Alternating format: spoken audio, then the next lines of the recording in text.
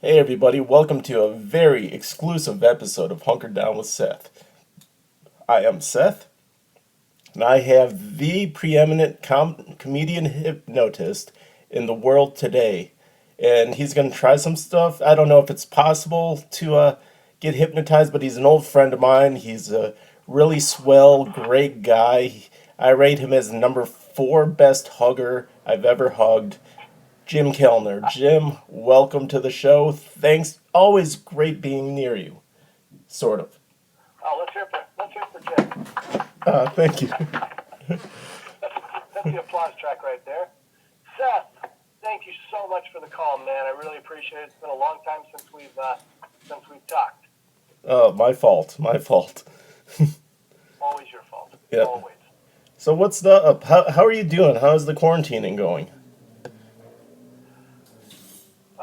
Some days better than other days, to be honest. As a performer doing comedy hypnosis shows and speaking events, of course, that's all evaporated. All those bookings are gone. Yep. Fortunately, I still do I do online hypnotherapy, and so there's actually been an increase in the hypnotherapy part. So, staying afloat that way. How are you doing?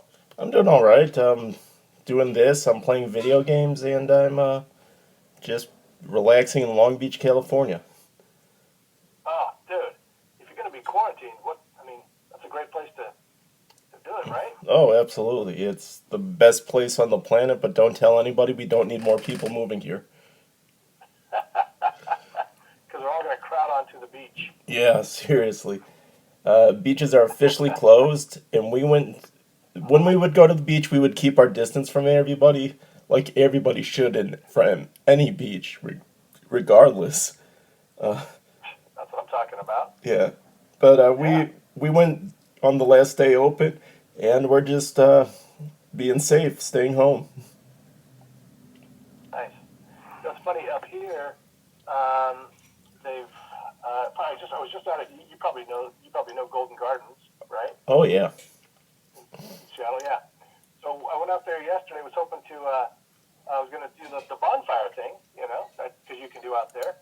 And it's fun. Like a lot of the parks around here, they're open, but the parking lots are closed. yeah. So it's really irritating. Like I don't understand why closing the parking lot is. I just don't get the logic there. I'm sure there's a great reason for it, but I just don't understand it. Yeah, especially Golden Gardens, because if you can't park there, you literally, Oh yeah. it's a haul. Oh yeah. There was. Fortunately, it wasn't as busy as it usually would be, but there was still. I mean, I had to walk. I had to walk. I mean, I'm talking 20 minutes, dude. Please, come on. Yeah, 20 minutes for a bomb. And So, you're hauling that firewood too? What is this, like, 11th century England? exactly. what I'm talking about. How long you been in Long Beach now? Um, Long Beach itself, about a year and a half, I'm saying. Yeah, a year and a half in California itself, about since actually just a little more than 2 years. Oh wow, cool, man. Yep. So And so you were in Seattle up until that then. yeah, Well, it's especially sad that we haven't seen each other in so long since you were right here, and I was here frequently. yeah, that's the thing. I'm using this quarantine to just reconnect with people that I used to really enjoy being around, and it's my 12-step program, but without the alcoholism. It's apologizing for anything I might have done and just getting back in touch. Nice, nice. I got to tell you, one of the things that you actually did, and I stole this from you. I'm sure you stole from someone else, but I so when I this still cracks me up. When you would do comedy, you'd do something, and then you'd say, "You're welcome," and I've never heard that as a punchline before, and it just cracked me up. And now I frequently, tag my Facebook posts with it or memes and that kind of stuff with "You're welcome." So that's all a tribute to Seth Lazier, everyone. Thank you. I will look out for that, and I will being aware, and I will make sure to sue you next time you do that. No, I don't know. I'll be honest. I don't know why I did half the stuff on stage. I mean, for me, it was the stage is. I was talking to another guest, our friend Jesse Case, about this. About Oh, yeah, I haven't seen him in a long time either. oh, he's Funny guy. Check him out, people. oh Check him out. 100%. And I was talking to him about the best and worst thing about Seattle was that there was no comedy industry. It was bad because nobody really got famous in Seattle doing comedy, but it was the best because you could just experiment and do what you want, and one or two bad sets won't kill your career. So, Yeah. so I was doing a lot of stuff on stage just to see if I could do it, and Mm-hmm. I, I guess that was one of the things that worked. But you must agree, you've seen me do a lot of stuff that didn't work at all. Not like Lies. All lies, people. All yeah. lies. It was all hilarious. No, I remember a few things. I remember I I did mime for the first 45 seconds of my set one night, and that did not go well. Yeah, Uh, it's funny you say that because like and I'm sure you have this. We all have this. If you do any kind of comedy, somebody will come up after a show, or they'll find out, that you're a comic. Someone will go, oh my God, I've always wanted to do that. I just want to write down. I just have to write down the perfect jokes first. I'm like, look, I don't care how perfect your jokes are, they're gonna bomb a lot, yeah, and you just have to because what you think is funny is different what the audience thinks is funny, and what you and your buddy come up with, sitting across from each other at Subway is not going to be funny on stage. And so that's the thing, because they're always afraid. Oh, but what if I bomb at the open mic? Bomb away. And I know it sucks, but yeah, that's the only way you get better. You find out what works. exactly. In fact, And hopefully, whenever somebody would ask me to say that, be like, I want to do comedy, but I don't know how. I would give them all the information to start. I'd tell them you could go here, here, and here. You sign up here. And the reason I did that is yeah, I don't want to be the guy who held back the next Chris Rock or held. You know, yeah, I always want to be the guy who gets mentioned in the beginning of the autobiography. Like, oh, so right. you know Exactly. This book is tributed to, tribute to Seth for all he did. exactly. And and if they suck and they're like, nah, I don't want to do it anymore. Lesson learned. It's why it's like touching a hot stove. Some people are really good at touching a hot stove. Yeah, here's the thing too. And you don't really know if you're good at touching that hot stove until you actually do it. There are some Yeah. people that are just kind of naturally funny, and some of those people, I mean, they really take well to the stage, and they're funny there too. But I know people in real life that aren't even that funny, but you get them on stage and they're hilarious. Oh yeah. I don't really explore that. Yeah. And the thing is, it's not like being a guitarist. Oh, hold on one sec.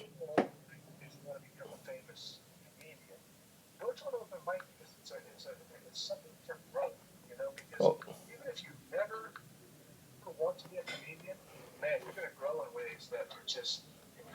hold on, Jim. I knocked something on the microphone. Yeah, could you speak again? Here, hold on. This is a first for Hunkered.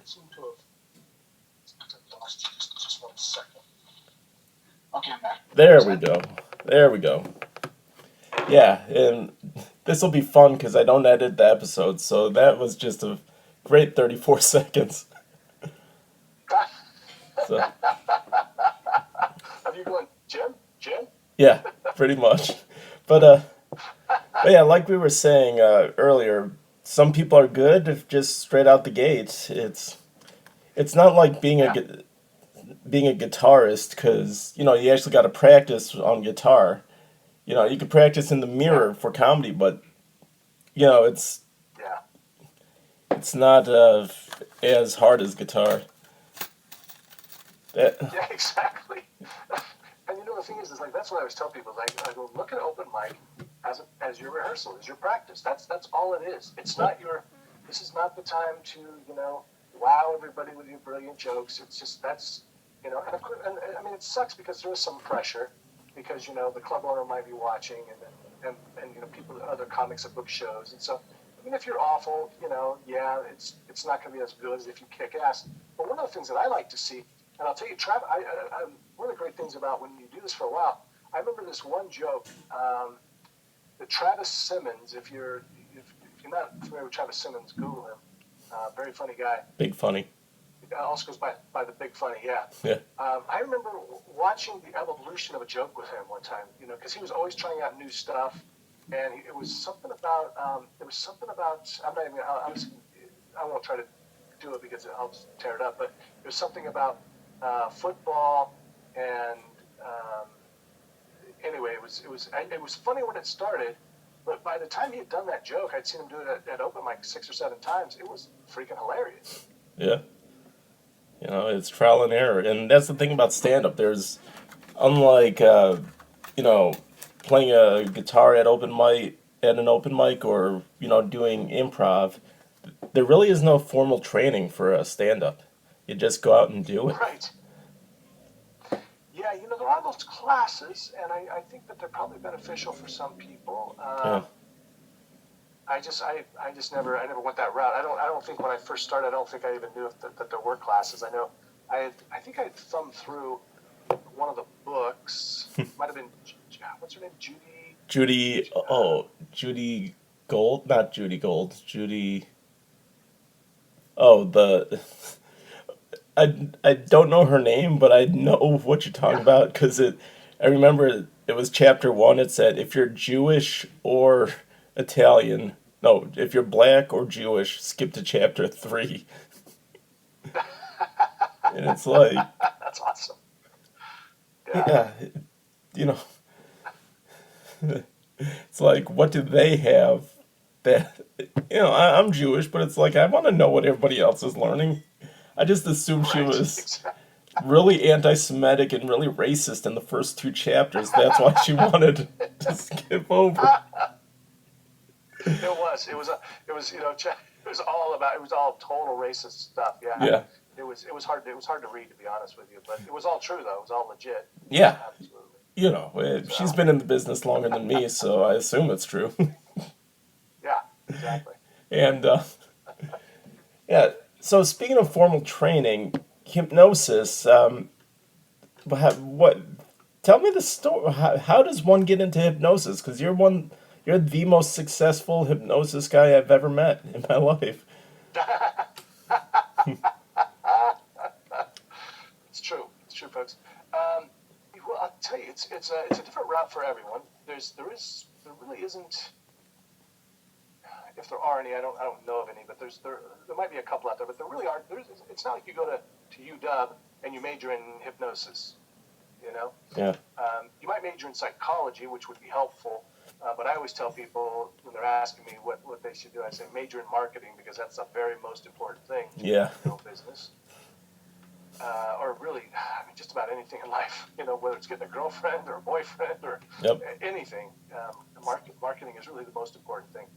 For me, it was, there's different, like I said, there's different routes. I was always interested in hypnosis. I mean, ever since I was a kid, I was always into weird shit stuff. Sorry, hope that's... No, it's okay. We have a Russian following. They don't know that. Okay. They don't know that word. Right. So you're into weird stuff. I remember checking out a book on voodoo and trying to look up this love spell to get some girl to fall in love with me when I was in high school. Unfortunately, I didn't know where to find chicken feet, so I couldn't do it. Damn it. And nowadays, go to any Asian supermarket, chicken feet are right there. Exactly, dude. That's what I thought. It was the first time I saw them. Because I was in Yakima, Washington. There were no chicken feet anywhere.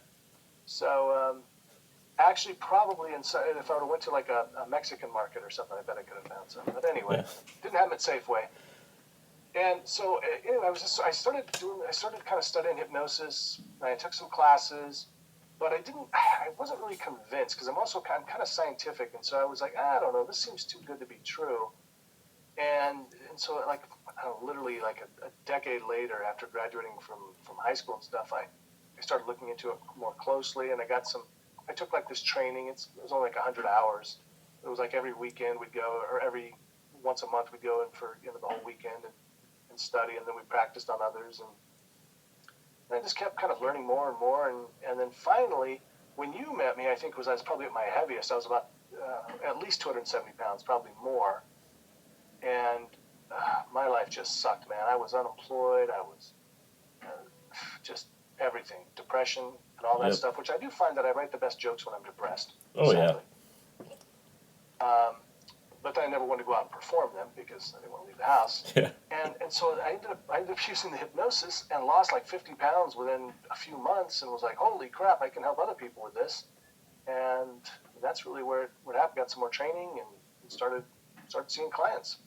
Yeah. And I could assure you, everybody, he uses his powers for good. He's not one of those. Mostly, yeah. He'll throw in then, yeah, leave a gratuity, something like that. But Yeah, exactly. but he's not a Batman villain. As I could tell you firsthand knowledge, Jim is a class guy. He would not take advantage of anybody. So yeah, this therapy. I'm assuming people. I'm assuming the number one thing people get a hold of you for hypnotherapy is something like to stop smoking, to change habits. It's actually penis enlargement. Oh. But no. Well, since you lost weight, that's not a problem with people around you. Exactly. That's a great, actually, and yeah, I mean, if you lose weight, your penis does seem bigger. So, actually, one of the jokes that I make is in my show is, I can't actually make your penis bigger, but I can make your wife think it is. So. Oh, nice. That's what's. Or husband. Important. Or husband. That's right. Well, I mean, come on. This is America, 2020. Yeah. So, yeah, it's it is. It's habit stuff. It's weight loss was a huge one for me, especially because I was huge and then I was not. And so I have a really relatable story to a lot of people. Smoking. Right now, anxiety is going crazy. I'm getting a lot of clients that have really bad anxiety. There's a lot of people that have anxiety all the time, just generalized anxiety, and now it's through the roof. So people that make an impact. But basically, what I tell people is, for the most part, because of the way hypnosis works with the mind, if you can think it, we can probably fix it. Oh, cool. So So if I had a problem say, biting nails and absolutely, yep, masturbating. I've had people masturbate. Dude, I actually have worked with chronic masturbators. Yes. Oh, all right. Didn't shake hands, but yeah. Yeah, you do the elbow bump on that one. Definitely. And actually, especially now, all of my clients are online, so it's over Zoom or FaceTime kind of a thing. Yeah. Yeah, that's good. I'm glad you didn't go the erotic hypnotist route, because those guys are weird. I've had actually some. Now, are you talking the erotic hypnotherapy or just the dirty comedy hypnosis shows? The dirty comedy hypnosis shows. Yeah, it's funny because when I first started doing, when I was doing the hypnotherapy stuff, Adam Norwest, our mutual friend who owns Tacoma Comedy Club, they just started it back then, and he was like, "Hey, do you want to come do a comedy hypnosis show?" And I was like, "Sure, I'll figure out how to do that." And when I first started doing shows, I was a little bit dirtier because, man, I tell you, the audience loves that stuff. They really do. My most popular bit is the missing penis. Your penis is missing, and but I kind of steer away from that stuff now because it's not good for getting corporate work. Oh, definitely. That's show business. Yeah, exactly. Can't do a cruise ship. Yeah, so I will. Like I just did. I'll do it by special request. Yeah. So I had a fan that had seen me before, and I was doing a show out in West Seattle at a bar. And I don't do it at corporate events, even though most of the time, it's like the employees would love it. It's just HR's there, so Yeah. you can't do it. But I had a fan had seen me do it before at Tacoma and asked if I would do it. So yeah, because it is the funniest thing, man. When you tell a guy his penis is missing, that's just good comedy right there. Yeah. No, I've never been And he actually believes it. Yeah, I've never been hypnotized, but I'm curious to see my reaction to my missing penis. Yeah. Yeah. It's so funny when you talk to people. When you talk to people, because I'm always curious about what the experience was like for the participant, and it's funny because they're oftentimes they're like, and people could always be like, oh, that can't be real, and I oftentimes thought that in the beginning, but you talk to them afterwards, and they're like, no, he was like, I knew like logically that my penis was there, but I couldn't, but it felt like it wasn't there, it's crazy. Yeah, Now, I've had a crazy weekend on drugs years ago, and I assume that's what it's like to be hypnotized. Nothing like life-threatening, nothing manufactured, nothing illegal, but I could assume it'd be like being really, really stoned and just looking around and being like, well, my penis is gone. Is it in the refrigerator or something like that? Yeah, it is. It's like they're confused. That's oftentimes what's going on. I remember I did. I was visiting my niece's family, and she was about I think 12 at the time, and she had a couple friends over, and they were like, "Oh, can you hypnotize us?" And I was like, "Sure." So actually, one of the kids she was like 10 or 8 or 10 or something, and I hypnotized her to forget the number 2, and she kept counting, 1, 3, 4, 5, 6, and going. She's just like, I know I don't have 6 fingers, but I'm so confused. It was so funny to watch. Oh, that's a good one.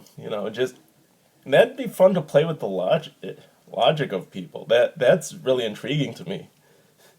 Yeah, it really is. It's and the funny thing is like then so when we transfer that into the therapeutic side, like I have clients that pack-a-day smokers for 20 years will say, I go into the mini mart now and I don't even see the cigarettes.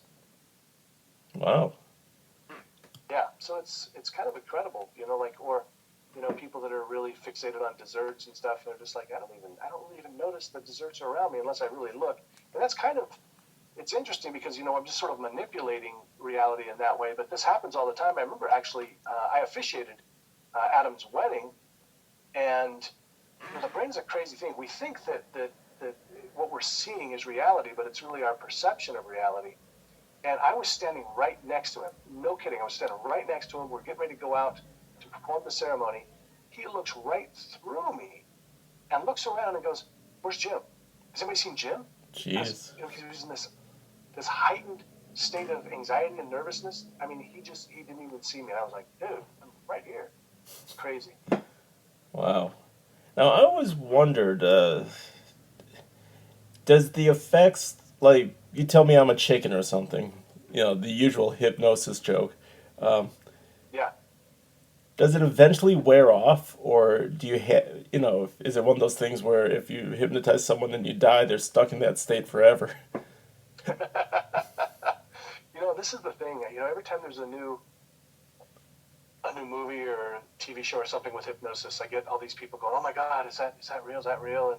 And I'll just tell you, just for the record, folks, at least 95% of what you've seen in TV and movies about a hypnosis is not accurate, and most of it's utter bull crap. Yep. It's just that makes for good storytelling, but no. So the long answer is no. That I literally, folks, I've never made anyone cluck like a chicken or bark like a dog. It's more fun to make them lose their penis. Yep. But so I make someone think they're Taylor Swift, even if I don't remove that suggestion after the show. That'll last maybe an hour, maybe it could last at the most maybe a few days, but it eventually wears off. And same thing with like hypnotherapy. is, I always make recordings for clients because they really have to listen to this hypnosis. They have to be hypnotized, re-hypnotized, repeatedly for most people for these things to become, part of their daily life. Now, it's a little bit easier with hypnotherapy because if I tell somebody, you just don't like sweets anymore, that's easier to accept than, them waking up tomorrow morning and thinking they're Taylor Swift. They're going to pretty soon realize I'm not really Taylor Swift. Yeah. Although, if they really do believe it, well, all better off. All the power to them.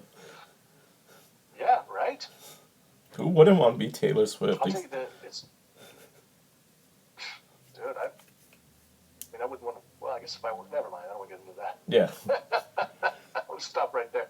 I'll tell you, the power of hypnosis is just incredible to me, and I'll tell you what really cinched it for me, because I was doing shows for a couple of years and still wasn't convinced. I was like, I don't know, maybe these people are just faking. And there's no doubt. There are people up there that sometimes will fake. We try to get rid of them, send them back to the audience because we don't want fakers because it ruins the show. But I remember this one guy very clearly. I was at a Tacoma Comedy Club. I was about 2 years in. I said to the guy, count of three, your eyes will open, you'll pop, you'll stand up, and you'll realize that your penis is missing. 1, 2, 3, he stands up and starts crying. No kidding, people. Literal tears rolling down his cheeks. Wow. And, of course, the audience, being the bastards that they are cracking up. They are roaring, and I feel terrible because this guy's crying. And so I immediately, say, sleep, put him back into trance, and I just tell him, hey, we're going to find the penis. It's going to be bigger and better than ever before. And so after that, he was okay. And so it's funny because that was the convincer for me. I'm like, there's this guy. I don't know how he could possibly, just cry on cue like that. They were real, genuine tears. Jeez. Yeah, and I'll tell you, as soon as we found my penis, it was bigger and better than before. So. You're welcome. All right. Well, Jim, rounding third and coming home, post-quarantine, 2 questions. 1, how fast are you going to drive to get to Cow Cow? And 2, what are your plans after you eat the best barbecue pork on the planet? Dude, I have not stopped going to Cow Cow. I have not even stopped. It's funny because when this thing first started, people were all panicking. Like, don't go to Chinatown. I'm like, screw you. I'm going to Cow Cow. Exactly. So, but hopefully I'm going to be. I actually sort of got stuck in Seattle because I was supposed to be. I think right now I'm supposed to be in New York for a conference that I was speaking at. So I mean, as soon as this thing's over, I'm heading either to back to Phoenix or California for a bit. Even though we've had some nice days here in Seattle, it mostly sucks. Yep. So that's what I'll be doing. You're so lucky you're out of it, man. Good job. Yeah, well, I feel lucky. This is the best move of my life. I absolutely do not regret anything about moving to California. That's fantastic. Except I can't find good Chinese food. Oh, no way. Well, like, I know it's here, but I just haven't found it yet. You know what's interesting is like Chinese food in different areas it just tastes different. I remember when I lived in California, it was different than Seattle. Like I can't stand New York Chinese food.